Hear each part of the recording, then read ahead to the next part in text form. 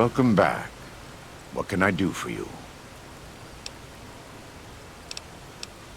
It's not something I enjoy, but I pray to God that someone may learn from my mistakes. What would you like to know?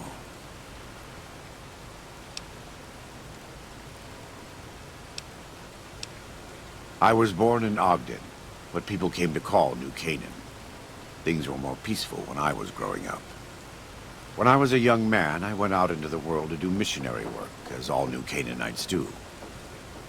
I traveled along the Long 15 and followed 89 south into Arizona.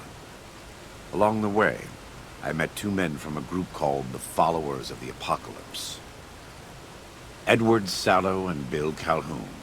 They came to teach the tribes. Calhoun was a good man. Edward was the one who got us into trouble down the road. No, not then. Back then he was just Edward. Smart man. Young, but we all were. We thought we could hike into the Grand Canyon and talk to Blackfoots. We did. And the Blackfoots were friendly enough at first. But eventually... I've thought back to that day so many times. I must have mistranslated. Something must have been mixed up, because the Blackfoots decided we weren't going to leave. The rest is history, assuming Edward hasn't changed it. This way lies the path to hell. Caesar needed me to translate. Translation became giving orders. Giving orders became leading in battle. Leading in battle became training, punishing, terrorizing.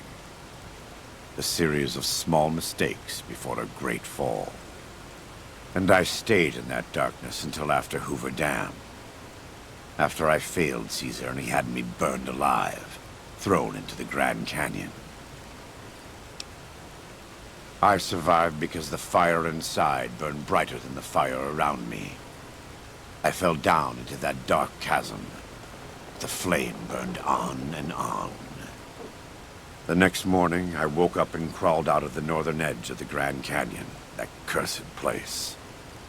It took me 3 months to reach New Canaan. It was as though the prodigal son had returned.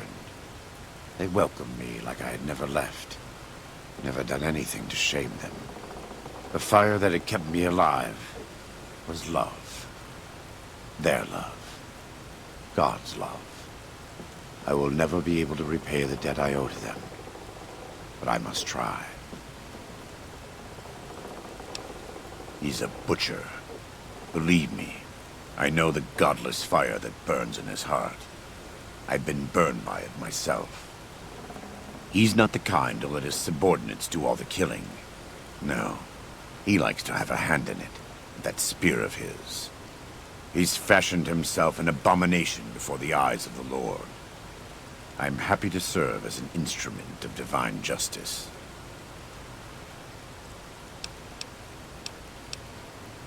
God be with you.